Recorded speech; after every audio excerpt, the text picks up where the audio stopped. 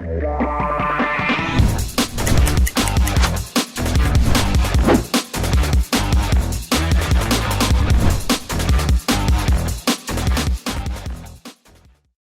à tous, d'abord je vous souhaite une très belle année, une année pleine de joie, de victoire et surtout de santé.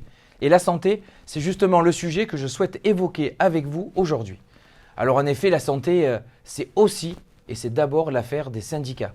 Tout le monde a déjà entendu l'expression « le travail, c'est la santé », mais beaucoup moins connaissent et comprennent la santé au travail.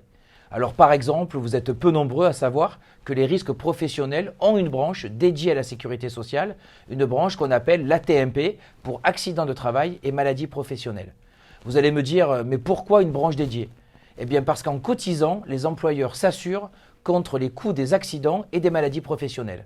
C'est ainsi que la branche AT-MP, elle est financée à 97% sur les cotisations patronales.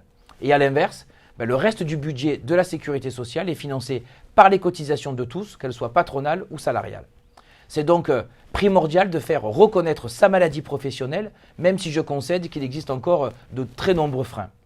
La bonne santé de chaque travailleur, ça reste notre priorité à la CFTC, mais elle doit aussi être celle de l'employeur. C'est d'une certaine manière le capital humain d'une entreprise. Et à ce titre, si l'entreprise et le travail qu'on y effectue portent atteinte à la santé des travailleurs, il est logique que ce soit les employeurs qui supportent les coûts de la prévention, mais aussi de la réparation. Car de réparation, il est encore trop souvent question. En effet, elle représente 96% du budget de la branche AT-MP, contre seulement 4% pour la prévention. Et pour cause, les politiques de prévention, elles sont basées sur le principe de sinistralité. Donc ce qui n'est pas déclaré n'est pas reconnu et n'est pas comptabilisé. Et forcément, pas traité ou pas pris en compte dans la prévention. C'est le cas de nombreux cancers, notamment chez les salariés exposés à certains produits chimiques. Alors les syndicats et la CFTC, on a un rôle de vigilance et les CSE le permettent encore dans les entreprises où il y a plus de 300 salariés. Mais qu'en est-il pour les plus petites structures ? Alors avec la réforme de 2017, les CHSCT, les comités d'hygiène, de sécurité et des conditions de travail, ont disparu des petites entreprises, malgré l'opposition des syndicats et le risque accru pour la santé des travailleurs. Et de ce fait, les obligations légales, elles sont moins nombreuses et en plus, les salariés y connaissent moins leurs droits.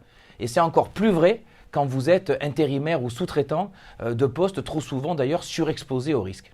Si vous êtes dans ce cas, n'hésitez pas à vous rapprocher de l'Union CFTC de votre département. Ils vous éclaireront sur vos droits et les devoirs de votre employeur en matière de santé au travail, qu'il s'agisse de santé physique ou encore psychique.